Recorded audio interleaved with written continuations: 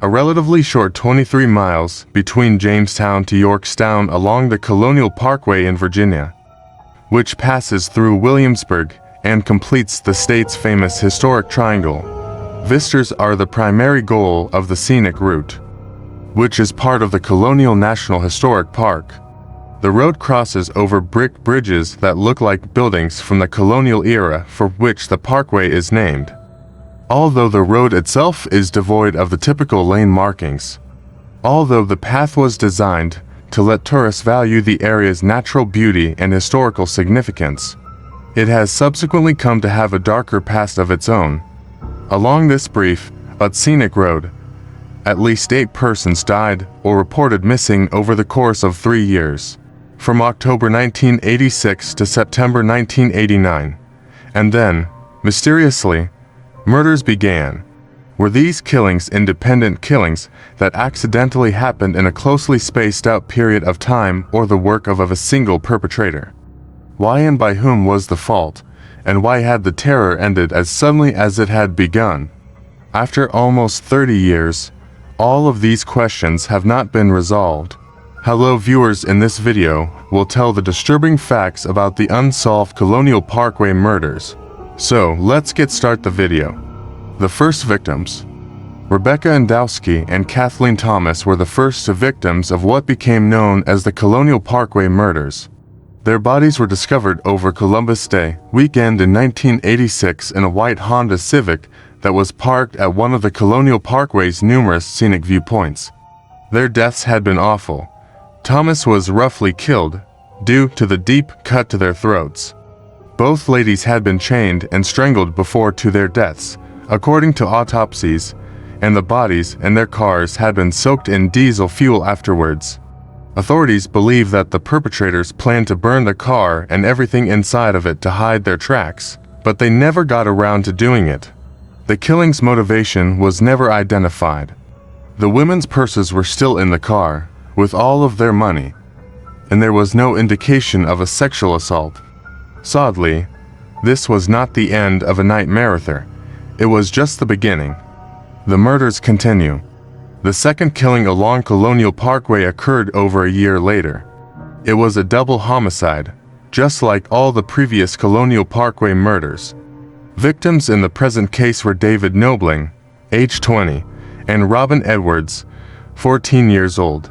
Both were discovered shot to death on the Ragged Island Wildlife Management Area, which is located close to Smithfield, a little town called the ham capital of the world on the James River's southern bank. The unsolved deaths of Nobling and Edwards are frequently grouped together with the other Colonial Parkway murders, despite the fact that they appeared several miles to the south of the parkway itself. Actually, the bodies were discovered before Nobling's truck, a black Ford Ranger, was discovered. It was parked close to the James River Bridge, with the radio and windshield wipers on. More victims presumed dead. It was nearly 7 months before the next incident, the only one out of the 4 where the victims are thought to have never been found. Students at Christopher Newport University, Sandra Lee Haley and Richard Keith Call, had recently gone on their first date in the university's circle area of neighboring Newport News. On April 10, 1988, they were reported missing. On April 11th, Call's red Toyota Celica was discovered at the York River overlook on the Colonial Parkway. The 2 young people have never shown any signs of recovery. 5 months later, the tragic truth was drawn. Daniel Lauer and Anna Marie Phelps vanished on September 5, 1989, as they were traveling to Virginia Beach.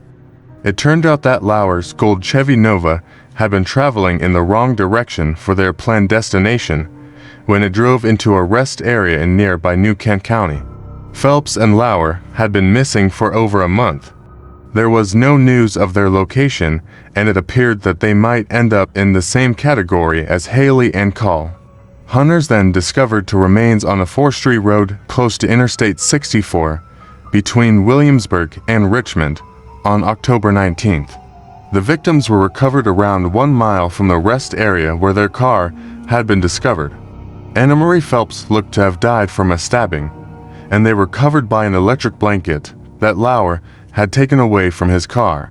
It was challenging to figure out what, if anything, had happened to both bodies at that point, because they were decomposing so poorly that they were reduced to little more than bones. Were they the last victims of the murderer, or murderers, that haunted the Colonial Parkway? Detectives tried to find the killer. Steve Spingola, a retired homicide detective, was hired by the victims' families in 2010 to investigate the killings. According to his findings, multiple people killed each other on Colonial Parkway for various reasons. He said that the first murder, that of Kathleen Thomas and Rebecca Endowski, was a hate crime carried out by a person who specifically targeted lesbian couples.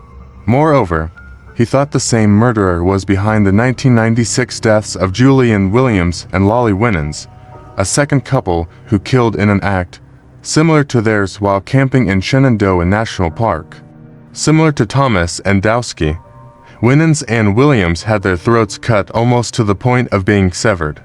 It may never be known whether the murders along the Colonial Parkway were committed by the same person or whether multiple unrelated killers were responsible for the double homicide that took place around 7 years after the last of the Colonial Parkway murders. Despite multiple investigations into the different deaths that took place along the scenic route, no charges were ever brought in connection with any of the homicides, and they are all still unexplained today. Books and other media on the Colonial Parkway murders. In addition to a number of TV specials and documentaries, father-daughter literary pair Blaine Pardoe and Victoria Hester's book A Special Kind of Evil. The Colonial Parkway Murders has also been inspired by the killings. The book is probably the most comprehensive source of information available regarding the crimes to date. They still make headlines years after they were committed. Crime scene photos leaked. A security company was using some of the case's crime scene images as training materials after they were discovered to have been released to the public in 2009. Fred Atwell, a former deputy, was the whistleblower who revealed the story. Atwell, meanwhile, was not without his own dark side and soon found himself in a few legal problems. Family members of the victims of the Colonial Parkway killings were left wondering if he had a hidden agenda as he attempted to gain their trust. I often wonder if he has hidden information from us. The Huffington Post was informed by Bill Thomas, the brother of one of the initial victims. If he does, I hope he discloses that information as soon as possible. Friends, these were the disturbing facts about the unsolved Colonial Parkway murders. Viewers, what you can say about these facts, please tell me in the comment section. Friends, if you like this video, please like the video and subscribe my channel for more amazing videos, and do not forget to press the bell icon. Take care of yourself, and I meet you in a new video.